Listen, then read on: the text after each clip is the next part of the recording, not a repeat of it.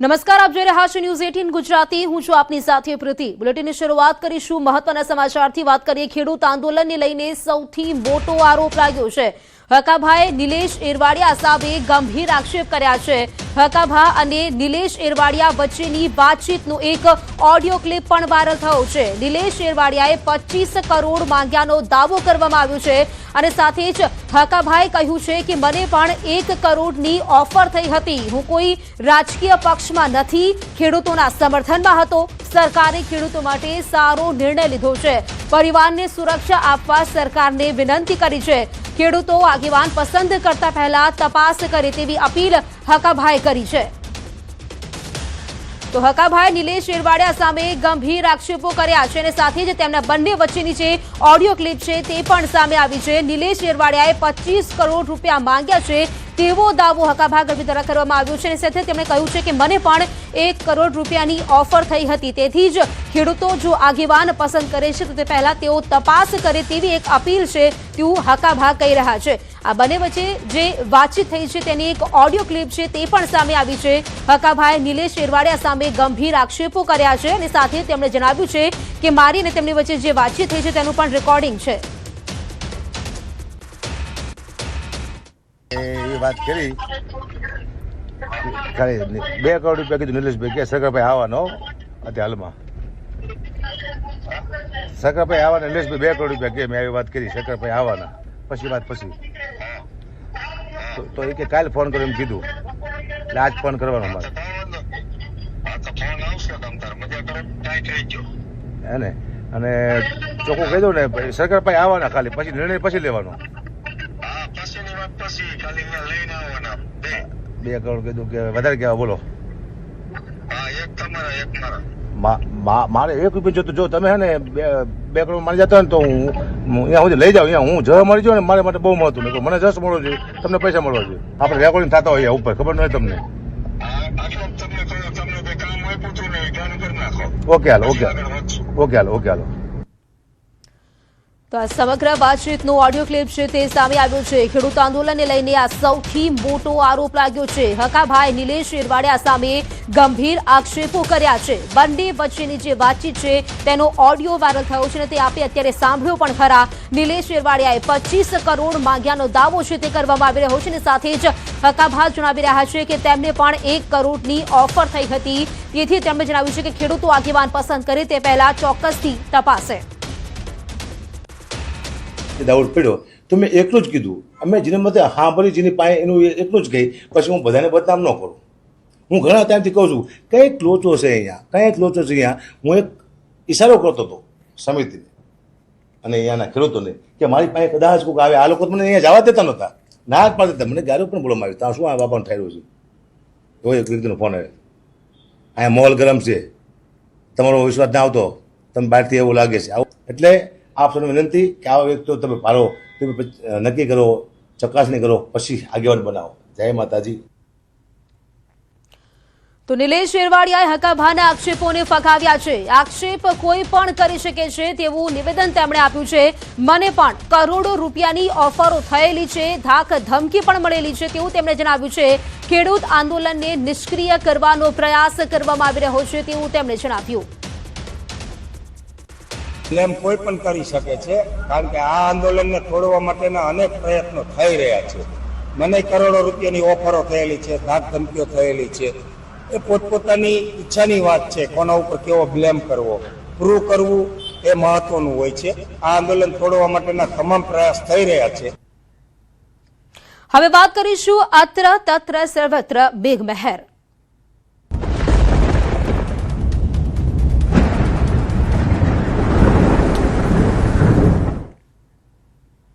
તો 3-4 દિવસ ધબધબાટી બોલાવ્યા બાદ મેઘરાજાનો વિરામ। 8 થી 10 વાગ્યા સુધીમાં 7 તાલુકામાં જ વરસાદ જોવા મળ્યો છે। અડધો ઇંચથી વધુ ક્યાંય વરસાદ નહીં। કપરાડા, સાગબારા, ઉમરગામ અને હળાદમાં વરસાદ વરસ્યો છે। ઈડર, અંકલેશ્વર અને પારડીમાં પણ વરસાદ નોંધાયો છે। તો અડધો ઇંચથી વધુ વરસાદ ક્યાંય અત્યારે જોવા નથી મળ્યો. કપરાડા છે, સાગબારા છે, ઉમરગામ, હળાદમાં વરસાદ વરસ્યો છે. તો આ તરફ વાત કરીએ ઈડર, અંકલેશ્વર અને પારડીમાં પણ વરસાદ નોંધાયો છે. લગભગ 3 થી 4 દિવસ સુધી વરસાદે ધડબડાટી બોલાવી, પરંતુ ત્યારબાદ અત્યારે મેઘરાજાએ એક વિરામ લીધો હોય તેવું જોવા મળી રહ્યું છે. વાત કરીએ જૂનાગઢ દ્વારકા સોમનાથ હાઈવે બંધ થયો છે. તારાજીના આકાશી દ્રશ્યો સામે આવ્યા. માંગરોળ તાલુકા હુસેનાબાદ પાસે રસ્તો ધોવાઈ ગયો હોવાનું સામે આવ્યું છે.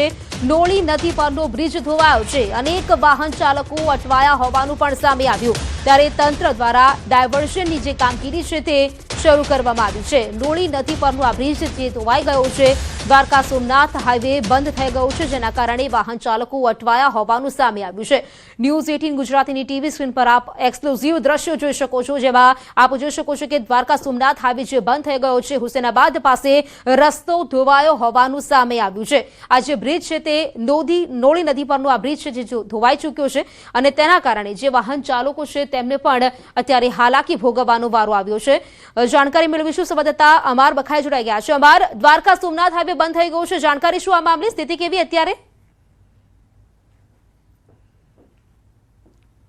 દ્વારકા સોમનાથ હાઈવે જે માંગરોળ પાસેનું જે હુસેનાબાદ ગામ છે ને ત્યાં નોડી નદી પરનો જે પુલ છે તે તૂટ્યો છે, તે ધોવાયો છે, અને તેના કારણે હાલ આ જે સ્થિતિ છે તે વાહન વ્યવહાર બંધ થયું છે. એક ગામથી બીજા ગામ તરફ જવાનો રસ્તો બંધ થયો છે, અને હાલ આ જે હાઈવે છે, હાઈવે પર અવર જવર બંધ કરવામાં આવી છે. તંત્ર ઘટના સ્થળે પહોંચ્યું છે, અને હાલ જે રસ્તો પૂર્વવત કાર્યરત કરવામાં આવે તે માટેની કામગીરી કરવામાં આવી રહી છે. ખાસ કરીને જે આકાશી દ્રશ્યો છે, તારાજી બાદના દ્રશ્યો સ્પષ્ટ કહી રહ્યા છે કે કઈ રીતની ગઈકાલે હતી.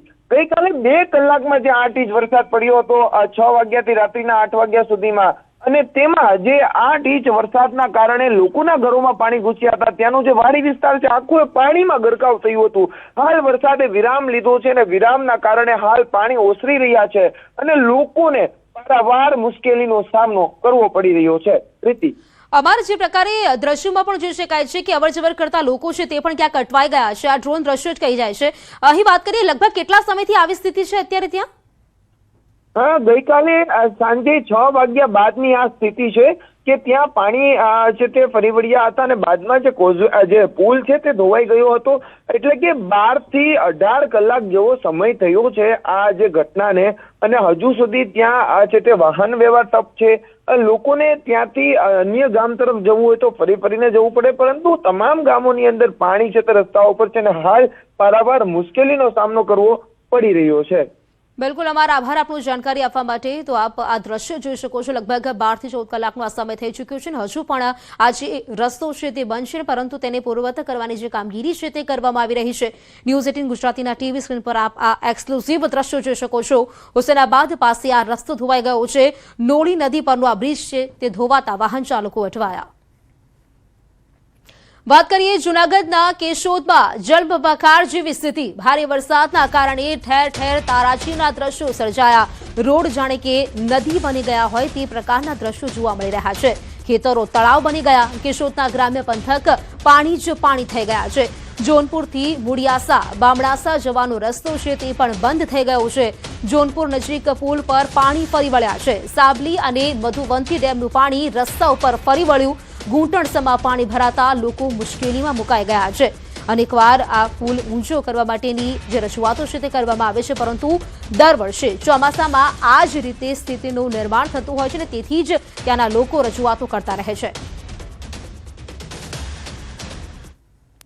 જૂનાગઢ જિલ્લામાં મેઘ તાંડવ મચ્યું છે, અને જ્યાં જુઓ ત્યાં પાણી જ પાણી છે. ત્યારે ન્યૂઝ 18 ની ટીમ ગ્રાઉન્ડ ઝીરો પર પહોંચી છે, અને ગ્રાઉન્ડ ઝીરો પર હાલ કેશોદ તાલુકાનું જે જોનપુર છે ત્યાં પહોંચી છે. આપ જોઈ શકો છો કે જોનપુરથી જે ગામો છે ઘેડ પંથકના તેને જોડતો આ રસ્તો છે, અને ત્યાં આ પુલ પર જે કોઝવે છે ત્યાં પાણી ભરાયા છે.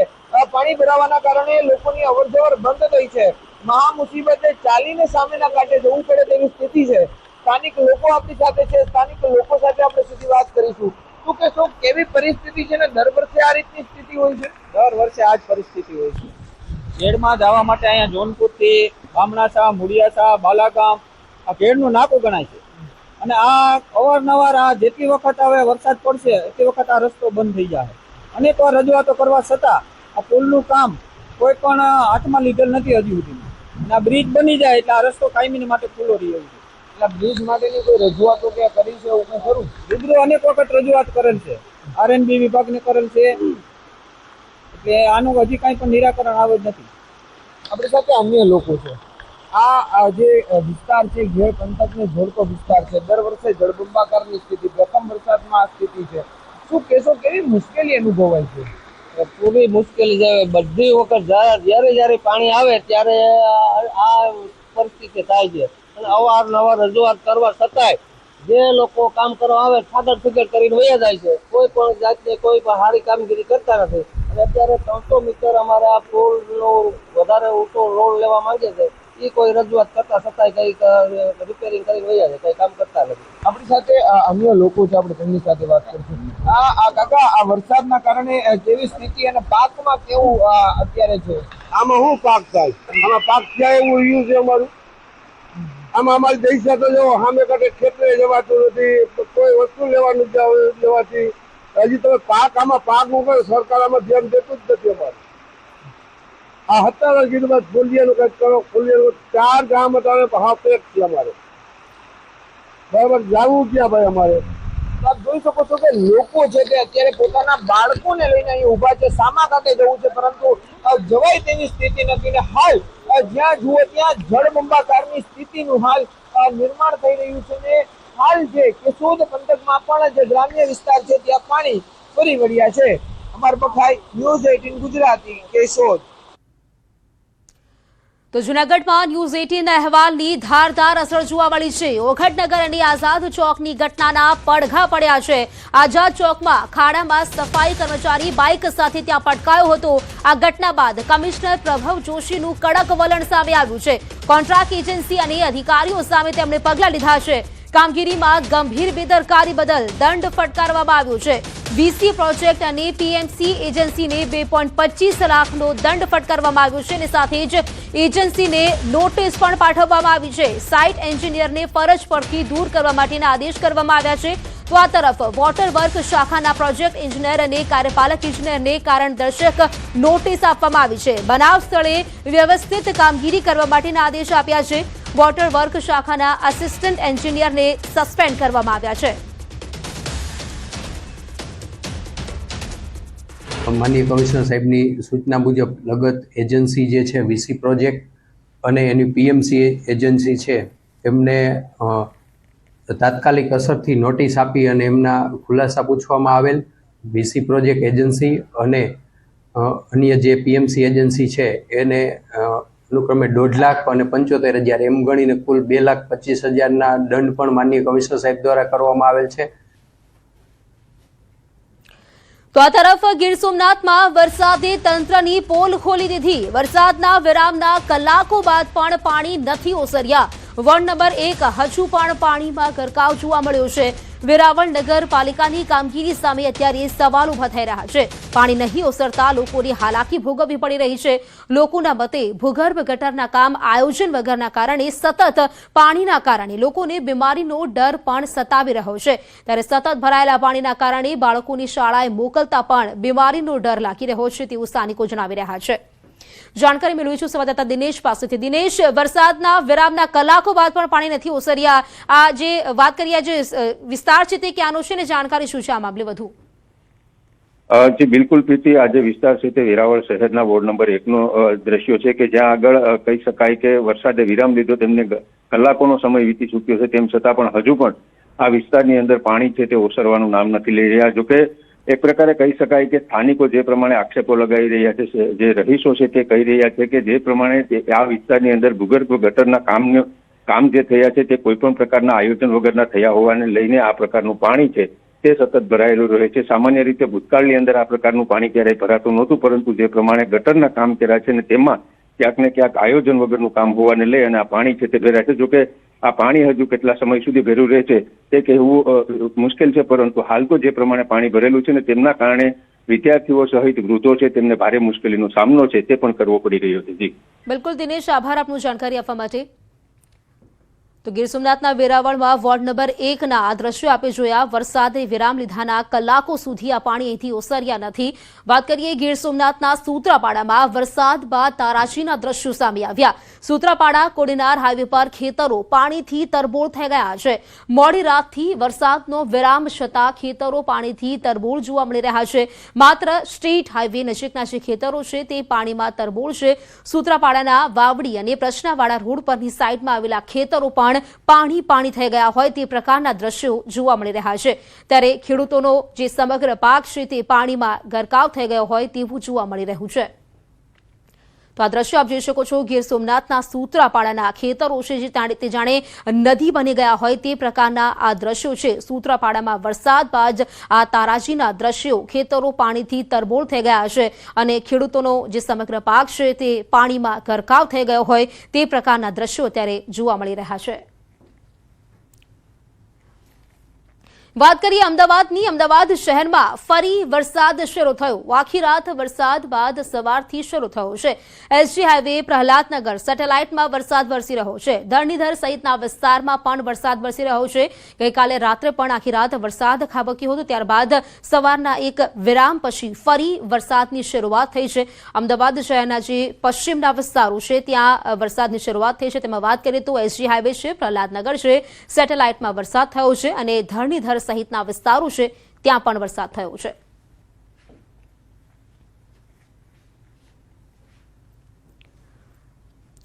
અમરેલીના લાઠીના ગ્રામ્ય વિસ્તારોમાં અનરાધાર વરસાદ. છભાડિયા ગામની શેરીઓમાં નદીઓ માફક પાણી વહેતા થયા છે. છભાડિયા ગામની નદીમાં નવા નીર આવ્યા હોય તેવું જોવા મળ્યું. અમરેલીના લાઠીના ગ્રામ્ય વિસ્તારોમાં વરસાદ વરસ્યો છે અને વરસાદના કારણે રોડ રસ્તાઓ છે તે પાણી થયા છે. આ દ્રશ્યો આપ જોઈ શકો છો. ગામની જે શેરીઓ છે ત્યાં પણ પાણી વહેતા થયાના દ્રશ્યો સામે આવ્યા છે. અમરેલીના લાઠીના ગ્રામ્ય વિસ્તારોમાં આ ધોધમાર વરસાદ અને વરસાદ બાદ રોડ રસ્તાઓ છે તે પાણી થઈ ગયા છે.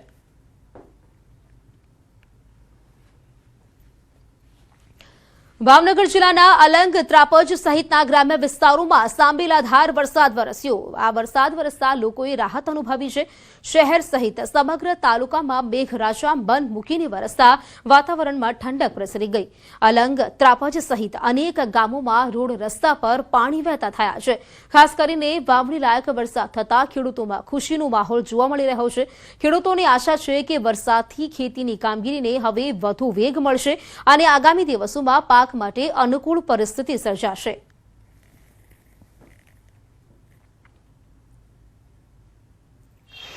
વાત કરીએ ભાવનગરની. ભાવનગર જિલ્લાના પાલીતાણા શહેર અને ગ્રામ્ય વિસ્તારમાં ધોધમાર વરસાદ પડ્યો. પાલીતાણા શહેર સહિત સમગ્ર તાલુકામાં ધોધમાર વરસાદ વરસતા વાતાવરણમાં ઠંડક પ્રસરી છે. પાલીતાણા શહેરના વિવિધ વિસ્તારોમાં સારો વરસાદ નોંધાયો છે. પાલીતાણા તાલુકાના મોખડકા, ઘોડીઢાળ, માલપરા સહિત અનેક ગામોમાં મેઘરાજાએ મન મૂકીને વરસ્યા છે. વાવણી લાયક પ્રથમ સારો વરસાદ થતા ખેડૂતોમાં ખુશીની લાગણી જોવા મળી રહી છે. વરસાદથી ખેતીની કામગીરીને વેગ મળશે તેવી આશા પણ વ્યક્ત કરવામાં આવી છે. તો ભાવનગર શહેર સહિત જિલ્લા તાલુકા પંથકમાં ફરી વરસાદી માહોલ જામ્યો છે. વરલ, ટાણા ગામે વીજળીના કડાકા ભડાકા સાથે ધોધમાર વરસાદ વરસ્યો. ગામની નદીમાં નવા નીરની આવક થતા ગામની નદી ગાંડીતુર બની છે. ટાણા ગામના બંને તળાવ છલકાઈ ગયા. નદી નાળા ઓવરફ્લો થયા હોવાનું પણ સામે આવ્યું. તો આ જોરદાર વરસાદના કારણે ગામમાં આવેલ બંને તળાવ ઓવરફ્લો થતા તળાવ ઉપરથી પાણી વહેતું જોવા મળી રહ્યું છે. શિહોર તાલુકાના પંથકમાં પણ બપોર બાદ વરસાદ શરૂ થયો, જેથી ખેડૂતોમાં ખુશીનો માહોલ. આખરે વાવણી લાયક વરસાદ થતા ખેડૂતો ખુશખુશાલ જોવા મળી રહ્યા છે. સિહોર તાલુકાના વરલ, ટાણા, થાળા, ઢુડસર, બેકડી, સરકડિયા તથા આજુબાજુના ગામમાં ધોધમાર વરસાદ, ભારે પવન સાથે ધોધમાર વરસાદ વરસ્યો છે.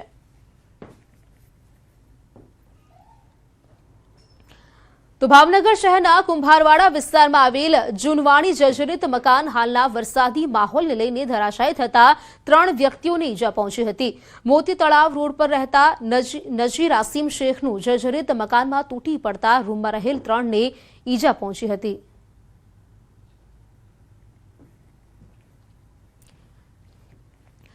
તો દ્વારકામાં હવામાન વિભાગની આગાહીના પગલે ઓખા બંદર પર 3 નંબરનું સિગ્નલ લગાવવામાં આવ્યું છે. દરિયામાં 40 થી 60 કિમી પ્રતિ કલાકની ઝડપે પવન ફૂંકાવાની અને ઊંચા મોજા ઉછળવાની શક્યતા વ્યક્ત કરવામાં આવી છે.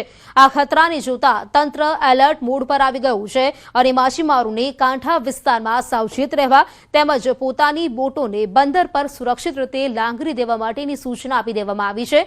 આ સાથે જ માછીમારોને પોતાનો કિંમતી સામાન સાચવી લેવા માટે પણ જણાવવામાં આવ્યું છે.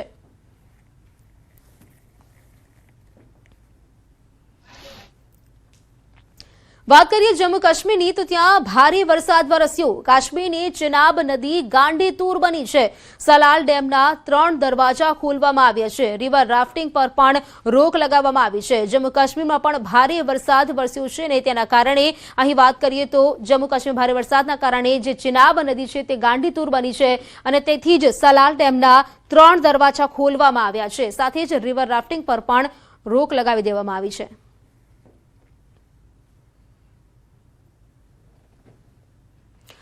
મથુરામાં પહેલા જ વરસાદે મ્યુનિસિપલ કોર્પોરેશનના દાવાઓની પોલ ખોલી દીધી. શહેરના ડોઈ બજારમાં એવું પૂર આવ્યું કે રસ્તાઓ નદીમાં ફેરવાઈ ગયા. પાણીના તેજ પ્રવાહમાં એક સ્કૂટી તણખલાની જેમ તણાઈ ગઈ, જ્યારે લોકોને પોતાના વાહનોને બચાવવા માટે દોરડાથી બાંધવા પડ્યા. વરસાદ બાદ શહેરના અનેક વિસ્તારોમાં ભારે પાણી ભરાવાની સ્થિતિ જોવા મળી. આ દ્રશ્યો મથુરાના ડોરી બજારના છે, જ્યાં પહેલા જ વરસાદે લોકોની મુશ્કેલીઓ અનેક ગણી વધારી દીધી. તેજ પ્રવાહ વચ્ચે રસ્તા પર ઉભેલી એક સ્કૂટી જોતામાં પાણીમાં તણાઈ ગઈ હતી. સ્થિતિ એવી બની કે લોકોએ પોતાના વાહનોને તણાતા બચાવવા માટે દોરડાથી બાંધી દીધા હતા.